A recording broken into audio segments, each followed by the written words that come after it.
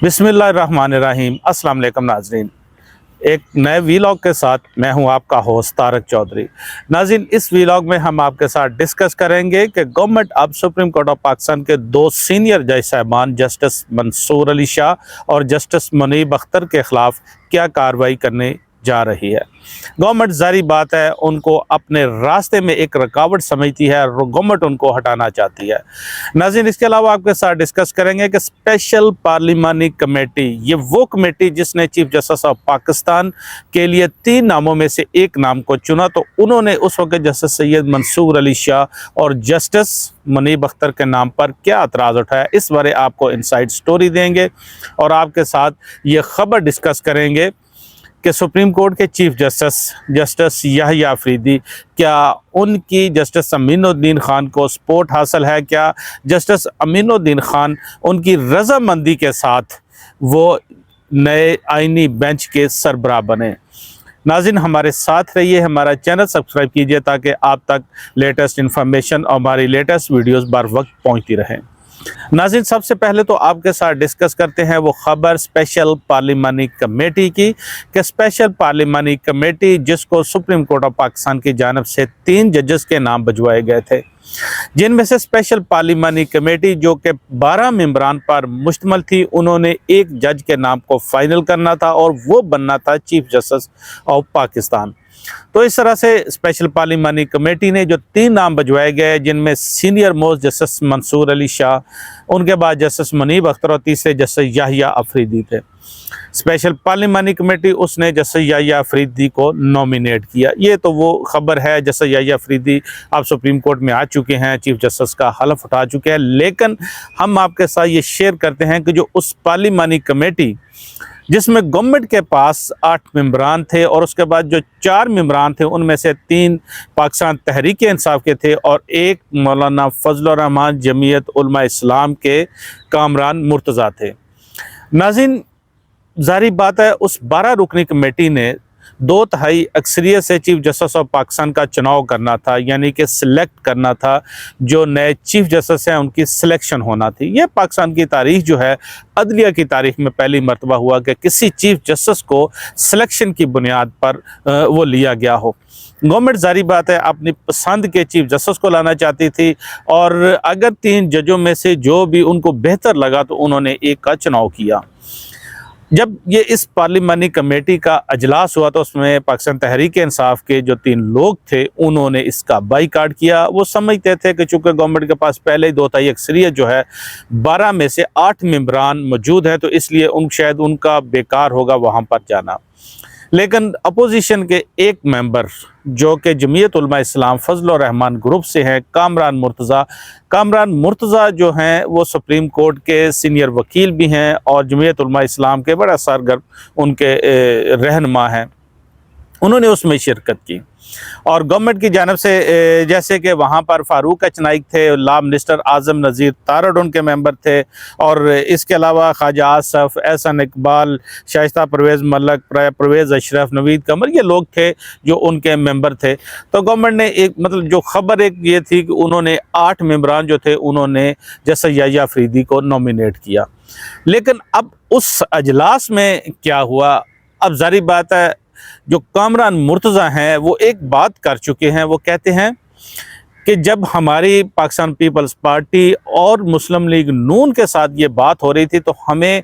मुतअद्दिद मरतबा ये बावर कराया गया, हमें कहा गया कि गवर्नमेंट सीनियरिटी के प्रिंसिपल को नहीं छेड़ेगी। मतलब कि वो जो 3 जज हैं जिनमें जस्टिस मंसूर अली शाह, जस्टिस मुनीब अख्तर और जस्टिस याहिया अफरीदी, इनमें से सीनियर मोस्ट को ही चीफ जस्टिस लिया जाएगा। लेकिन कहते हैं कि जो अजलास में गवर्नमेंट ने अपना इरादा बदला और उन्होंने 2 सीनियर मोस्ट जो जज थे उनको सुपरसीड किया और जस्टिस याहिया अफरीदी के नाम को उन्होंने नामजद कर दिया और वो चीफ जस्टिस बन गए। कहते जी कि गवर्नमेंट ने हमारे साथ तो ये यहाँ तक जो है वो अब किसको धोखा कह ले या गलत बयानी कह ले, किसी चीज़ का नाम दे रहे। बहरहाल चूँकि जमीयत उलमा इस्लाम गवर्नमेंट के साथ मौजूद थी उस 26वीं आईनी तरमीम को पास कराने के प्रोसेस में, इसलिए उन्होंने अपना जो था उस इजहार जो है वो भी किया, उन्होंने अपना जो रद्द अमल था वो भी दिया। लेकिन नाज़रीन, जो पार्लियामानी कमेटी का इजलास हो रहा था, ज़ाहिर बात है ये 3 जज मौजूद थे और तीनों जज इस वक्त सुप्रीम कोर्ट ऑफ पाकिस्तान के वो बल्कि आप कह लेगा पाकिस्तान के वो जो टॉप जुडिशल माइंड्स हैं, ये वो लोग हैं। और जस्टिस मंसूर अली शाह और जस्टिस मुनीब अख्तर, इनके नाम पर तो आप एक बात नहीं कर सकते कि ये इस वक्त इनकी काबिलियत के हवाले से कोई आप सवाल नहीं उठा सकते, इन पर कोई उंगली नहीं उठा सकता। ये 2 ऐसे जज हैं और इन दोनों को जब बाईपास किया गया, इन दोनों को सुपरसीड किया गया, तो स्पेशल पार्लियामानी कमेटी जिसका अजलास इन कैमरा था, तो वहाँ पर नाज़रीन आपको बताएं कि उनको कोई ऐसी चीज़ नहीं मिल रही थी कि जो इन जजेस के खिलाफ जाती हो, या जिस बुनियाद पर वो कहें कि जस्टिस मंसूर अली शाह को हम सुपरसीड कर रहे हैं। गवर्नमेंट ने शायद इसीलिए वो स्पेशल पार्लियामानी कमेटी का इजलास जो था उसको इन कैमरा रखा था। जो ज़राए कहते हैं कोई ऐसी उनके सामने कोई चीज़ ही नहीं थी कि वो क्यों उसको सुपरसीड करना चाहते, उनके पास कोई वजह नहीं थी इन जजों को सुपरसीड करने की। अगर कभी ये इन कैमरा जो इजलास है इसकी मिनट्स या प्रोसीडिंग सामने आती है या कोर्ट मंगवाती है, तो चीज़ें ये सारी आश्कार हो जाएंगी, अय्याह हो जाएंगी गवर्नमेंट ने किस तरह से प्ले किया 2 जजों को सुपरसीड करने के लिए और तीसरे जस्टिस याहिया अफरीदी को चीफ जस्टिस बनाने के लिए। तो नाज़रीन, कोई वजह गवर्नमेंट के पास नहीं थी और इस चीज़ को तस्लीम करते हैं कामरान मुर्तज़ा, जिनका ये कहना है कि अगर बाईपास किया जाए या सुपरसीड किया जाएगा, कम से कम कोई वजह तो होनी चाहिए। ये बात उन्होंने भी ज़रूर की है। नाज़रीन, अब आपके साथ दूसरा डिस्कस करते हैं कि जस्टिस अमीनुद्दीन जो कि इस वक्त आईनी बेंच के सरबराह बन चुके हैं। आईनी बेंच में 7 जजेस को नॉमिनेट किया गया है जो 2 माह के लिए है। 2 माह के लिए अब जो केसेस लगाए जाएंगे ये आइंदा 1 से 2 रोज़ में सामने आ जाएगी काज लिस्ट जो है कि क्या केसेस लगाए जाते हैं इस आईनी बेंच के सरबराह के सामने। और इस आईनी बेंच में अब 7 जजों में से 5 जजों का जो है कम से कम कोई ना कोई बेंच बनाया जाएगा। ज़ाहिर बात हो सकता है 5 का बनाया या 7 का बनाया जाए और उनके सामने जो केसेस होंगे वो मुख्तलिफ लगाए जाएंगे। ये जजेस अब नॉमिनेट किए गए हैं उस आईनी बेंच के लिए। लेकिन हम आपको बताते हैं कि जस्टिस अमीनुद्दीन जिन्होंने उस दिन जो चीफ जस्टिस याहिया अफरीदी की एक प्रपोजल थी, उन्होंने कहा था जी कि सारे सुप्रीम कोर्ट के जजेस को आईनी बेंच के जज नामजद किया जाए और उनमें से किसी पर भी फिर आईनी बेंच बनाया जा सकता है। जाहिर बात है वो अदारे के सरबराह हैं और उनको यही बात करनी चाहिए थी। इस पर उनकी हमायत की जस्टिस मंसूर अली शाह ने, जस्टिस मुनीब अख्तर उन्होंने भी ये प्रपोज़ल दी और जाहिर बात है पीटीआई के जो 2 लोग थे उन्होंने इसकी हमायत की और 5 लोग ये थे। लेकिन उस वक़्त एक जज सुप्रीम कोर्ट के जस्टिस अमीनुद्दीन थे जिन्होंने इसकी हमायत नहीं की और वो गवर्नमेंट के साथ मिल गए। अब गवर्नमेंट के पास 6 लोग मौजूद थे जुडिशल कमीशन में और 7वें उनको मिल गए जस्टिस अमीनुद्दीन। और इस तरह गवर्नमेंट ने जो प्रपोज किया, जब जस्टिस अमीनुद्दीन का नाम, तो जस्टिस अमीनुद्दीन उन्होंने खुद को अपने आप को वोट डाला और 7-5 से आईनी बेंच बन गया, जिसके बाद दूसरे जजेस को नॉमिनेट किया गया। नाज़रीन, जब ये इजलास ख़त्म हुआ उसके बाद हमारी इजलास के एक मेंबर से बात हुई तो उनका ये कहना था, उन्होंने कहा जी कि जस्टिस याहिया अफरीदी जब ये इजलास ख़त्म हुआ जस्टिस अमीनुद्दीन से मिले और उन्होंने उनको मुबारकबाद दी और उन्होंने कहा जी कि मैं आपके साथ हूँ। उनका यह भी कहना था कि जो चीफ जस्टिस याहिया अफरीदी शायद वो खुद भी आईनी बेंच का सरबराह नहीं बनना चाहते थे, वो यही शायद चाहते थे कि अगर मैं बन गया तो जाहिर बात मैं अदारे का सरबराह हूं तो ये एक अच्छी बात नहीं जाएगी कि कुछ जजेस को तो ले लिया जाए या बाकी जजेस को नॉमिनेट ना किया जाए, या तो सारे के सारे जजों को आईनी बेंच के लिए नॉमिनेट कर दिया तो फिर एक बात जो है समझ में आती है। और नाज़रीन, दूसरा उनका ये कहना था उन मेंबर का, उन्होंने कहा जी कि जब जस्टिस अमीनुद्दीन के नाम को पुकारा गया, हाथ खड़े करवाए गए,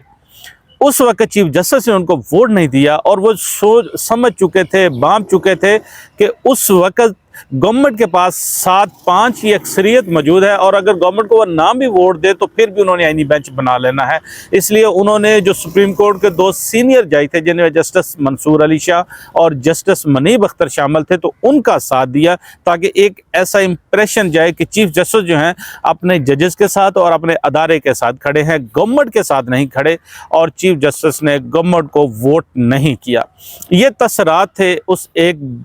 मेंबर के जो उस वक्त हमें बता रहे थे और ये सुनकर हमें वो एक अजीब सा महसूस हो रहा था कि चीफ जस्टिस शायद विकेटों के दोनों जानब खेल गए। नाज़रीन, एक बात क्लियर है, जैसा कि साबिक चीफ जस्टिस काजी फाइज साहब वो बड़ा खुलकर खेलते थे, उनकी ये खूबी थी कि वो जहाँ पर खड़े थे वो वहीं पे खड़े थे। उन्होंने आर्टिकल 63 का केस लगाया, डंके की चोट पे लगाया, डंके की चोट पे उन्होंने फैसला दिया, गवर्नमेंट को सहूलतकारी उससे मिली। जाहिर बात है उन्होंने ये फैसले बड़े दबंग अंदाज में किया, उनकी ये खूबी थी। लेकिन दूसरी जानब देखा जाए चीफ जस्टिस याहिया अफरीदी आ चुके हैं, और चीफ जस्टिस याहिया अफरीदी ने उन दो जजों की रिकमेंडेशन जो थी, जिसमें जस्टिस मंसूर अली शाह और जस्टिस मुनीब अख्तर, कि आप जो 26वीं यानी तरमीम का केस है फुल कोर्ट के सामने लगाएं, तो उस वक्त जस्टिस याहिया अफरीदी ना तो उस प्रैक्टिस एंड प्रोसीजर कमेटी में आए और ना ही उन्होंने 4 नवंबर को 26वीं यानी तरमीम का केस फुल कोर्ट के सामने लगाया और ना ही इस हफ्ते लगाया। जारी बात है कुछ चीज़ें तो हैं जिसकी पर्दादारी है। अब आपके साथ नाज़रीन डिस्कस करते हैं वो ख़बर जो हम आपके साथ शेयर करना चाहते हैं। गवर्नमेंट बेसिकली इस वक्त जो बड़ी सीरियसली सोच रही है कि सुप्रीम कोर्ट के दोनों सीनियर जज जस्टिस सैयद मंसूर अली शाह और जस्टिस मुनीब अख्तर उनके लिए रुकावट है, उनके लिए मुश्किल पैदा कर सकते हैं और आने वाले वक्त में, आने वाले दिनों में उनके लिए वो बड़ी मुश्किल का उनको सामना करना पड़ सकता है, क्योंकि अभी रिजर्व सीट का जो केस है वो आना है और रिजर्व सीट को ज़ाहिर बात है फैसला आ चुका है और उस पर रिव्यू ज़रूर गई है आईनी बेंच को, और वहाँ पर ज़ाहिर जिन जजेस ने पहले फ़ैसला किया उनको उसमें बैठना ज़रूरी है। और जब ये लोग बैठेंगे तो क्या फ़ैसला देंगे, ये जज जब बैठेंगे क्या फ़ैसला देंगे। अभी इस फैसले के ख़िलाफ़ जो हमारी ख़बर है वो ये है कि तौहीन अदालत की जो दरख्वास्तें दायर हुई हैं उन पर भी शायद मुस्तक़बिल करीब में कार्रवाई का आगाज़ किया जाए। तो नाज़रीन ये आपके साथ शेयर करते हैं कि गवर्नमेंट इस वक्त संजीदगी से गौर कर रही है कि इन दोनों जजों को कैसे रास्ते से हटाया जाए। अब चूँकि सुप्रीम कोर्ट या हाई कोर्ट के जज को रास्ते से हटाने के लिए वाहिद फोरम जो है वो सुप्रीम जुडिशल काउंसिल है, और सुप्रीम जुडिशल काउंसिल जिसके आर्टिकल 209 में इस बार तब्दीलियाँ की गई हैं, तरमीम की गई हैं। अब चूँकि उसमें जो 5 मेंबरान हैं जिनमें एक चीफ जस्टिस हैं, सुप्रीम कोर्ट के 2 सीनियर जज जिनमें जस्टिस मंसूर अली शाह और जस्टिस मुनीब अख्तर, और इस तरह 2 हाई कोर्ट के सीनियर चीफ जस्टिस उनमें शामिल हैं, और इनमें एक chief justice Islamabad high court justice आमर फारूक, वो कहाँ पर खड़े हैं, क्या फ़ैसले देते रहे हैं, पीटीआई के हवाले से क्या फ़ैसले हैं, सबके सामने है, ज़्यादा डिस्कस नहीं कर सकते। और दूसरे इनमें एक और जो सीनियर चीफ जस्टिस उनमें शामिल होंगे वो क्योंकि 2 जजेस उनकी अपॉइंटमेंट सेम है तो शायद उसमें वो बलूचिस्तान के जस्टिस हाशिम खान काकड़ हों। नाज़रीन अब आपको बताते हैं कि गवर्नमेंट ने जो तब्दीली की है आर्टिकल 209 में, अच्छा उसमें पहले तो ये था कि अगर अब यह कि किसी मेंबर जो कि सुप्रीम जुडिशल काउंसिल के मेंबर हों, चीफ जस्टिस हों या वैसे मेंबर हो कि उनके ख़िलाफ़ कार्रवाई का आगाज़ करना है तो वो सुप्रीम जुडिशल काउंसिल से आउट हो जाएंगे और उसके बाद सीनियर जज होंगे, ऑटोमेटिकली अब सुप्रीम जुडिशल काउंसिल का हिस्सा बन जाएंगे। और उन्होंने कहा जी कि जब ये कौंसल अब देखेगी, फैसला करेगी, अपनी सोचो विचार करेगी और ये डिसीजन स्प्लिट होगा तो अक्सरियती राय जो होगी वो परवेल करेगी, यानी कि 5 मेंबरान में से 3 मेंबर जिस तरफ चल जाएंगे वही होगा और वो सदर को अपनी रिपोर्ट भिजवाएंगे। और अगर कहते हैं कि जज को हटा दिया जाए तो सदर हटा देंगे, कहते हैं कि जज को ना हटाया जाए तो सदर नहीं हटाएंगे। और दूसरा उन्होंने कहा जी कि जो इस वक्त आइन के आर्टिकल 175A उसकी क्लास 19 उस जो उन्होंने शामिल किया, उन्होंने कहा जी कमीशन की रिपोर्ट के मुताबिक कौंसल या सदर की ये राय हो कि कोई भी हाई कोर्ट या सुप्रीम कोर्ट के जज जो है वो मिसकंडक्ट के मुर्तकब हुए, उन्होंने कहा जी उसकी वजूहत जो है ये हो सकती हैं, कोई जज जहनी या जिस्मानी तौर पर वो उसकी इनएबिलिटी हो कि वो ज़िम्मेदारियाँ सर अंजाम ना दे सकते हों, या फिर वो अपने ऑफिस की ज़िम्मेदारियाँ, जज है तो ज़ाहिर बात है जज के ऑफिस की ज़िम्मेदारियाँ सर अंजाम देने में वो अपनी सुस्ती, काहली या इनएबिलिटी शो करें तो वो मिसकंडक्ट के मुर्तकब हो सकते हैं। और उन्होंने कहा जी कौंसल अपनी इनके सुप्रीम जुडिशल काउंसिल या जुडिशल कमीशन की जो रिपोर्ट है वो सदर को भिजवाई जाएगी और या सदर जो अगर हदायत देंगे तो उसके मुताबिक इस पर कार्रवाई की जा सकती है। और ये जो रिपोर्ट होगी ये उन्होंने कहा जी कि ये जो सारा मामला होगा इसको 6 माह के अंदर अंदर इसको समेटना होगा। और उन्होंने कहा जी कि अगर कौंसल जो है ये अपनी रिपोर्ट देती है, यानी कि सुप्रीम जुडिशल काउंसिल के जज जो है वो काबिल नहीं अपनी जिम्मेदारियाँ सर अंजाम देने के, मिसकंडक्ट के मुर्तकब हुए तो सदर फिर उस रिपोर्ट कर जज साहब को हटा देंगे। नाज़रीन अब चूँकि सुप्रीम जुडिशल काउंसिल जो है गवर्नमेंट एक तो ये है कि सोच रही है कि सदारती रेफरेंस भिजवाया जाए इन दोनों जजेस के ख़िलाफ़ कि वो अपने ऑफिस की जिम्मेदारियां सर अंजाम देने के वो इनएबिलिटी उन्होंने शो की है, वो उस तरह से सर अंजाम नहीं दे रहे। इस बार जैसे हमने आपको बताया कि जो स्पेशल पार्लियामानी कमेटी का भी इजलास हुआ उसमें भी गवर्नमेंट को कुछ नहीं मिला था, लेकिन फिर गवर्नमेंट ये चाहती है, और अगर ये गवर्नमेंट सदारती रेफरेंस जो है जो सोच रही है, गवर्नमेंट इस पर बड़ी संजीदगी से गौर कर रही है, जो ज़राए कहते हैं अगर इन दोनों जजेस के खिलाफ भजवाया जाता है या दोनों जजेस के खिलाफ जो उन्होंने प्रैक्टिस एंड प्रोसीजर कमेटी का इजलास बुलाकर आईनी तरमीम के बावजूद उस चीफ जस्टिस पाकिस्तान को कहा कि आप 26वीं आईनी तरमीम का केस जो है फुल कोर्ट के सामने लगाए, ये मामला भी टेकअप किया जा सकता है। तो उसमें कहा जी फिर इन दोनों जजों को काउंसिल से निकलना होगा, और जब ये दोनों जज काउंसिल से निकलेंगे तो नाज़रीन chief justice of Pakistan Yahya Afridi के साथ उस काउंसिल में जस्टिस अमीनुद्दीन शामिल होंगे, जस्टिस जमाल खान मंदोखिल शामिल होंगे, और इस्लामाबाद हाई कोर्ट के चीफ जस्टिस वो शामिल होंगे। और चूँकि इस्लामाबाद हाई कोर्ट के चीफ जस्टिस आमर फारूक जो है फिर इसका जारी बात एक हिस्सा होंगे, तो इस तरह काउंसिल के 5 मेंबरान में आपको बताते चले 3 मेंबरान तो वो होंगे जिनमें जस्टिस अमीनुद्दीन होंगे, जस्टिस जमाल खान मंदोखेल होंगे और जस्टिस आमर फारूक होंगे, और ये तीनों जज जो अपनी रिपोर्ट देंगे तो उस पर सदर अमल करेंगे। और आज ये तीनों जज कहाँ पर खड़े हैं, जिनमें हम ज़रूर ये डिस्कस करते हैं कि जस्टिस जमाल खान मंदोखेल एक स्विंग वोट है, वो किसी तरफ जा सकता है, लेकिन गवर्नमेंट जारी बात अब भी एतमाद कर रही है उन पर। गवर्नमेंट हो सकता है कि उनके कोई एतमाद के कोई ऐसे कोई उनकी मुमकिनात हों, तो ये अगर जब 3 जज जो हैं ये रिपोर्ट दे देंगे तो जज फारग हो जाएगा। गवर्नमेंट के जहन में ये बात आ रही है कि 3 जज तो हैं जो कि इन दोनों जजेस के खिलाफ अपनी रिपोर्ट भिजवा सकते हैं। बेशक चीफ जस्टिस याहिया अफरीदी उसमें इन जजेस के हक में कोई अपना फैसला दें। और नाज़रीन दूसरी जो राय है गवर्नमेंट की वो ये है कि इन दोनों जजेस को सीनियरिटी से आउट कर दिया जाए। अगर सुप्रीम जुडिशल काउंसिल वाला वो कारआमद नहीं होता उनका तो सीनियरिटी से आउट किया जाए। इसमें जो जुडिशल कमीशन है वो अपनी राय दे सकता है, जिसमें गवर्नमेंट को इस वक्त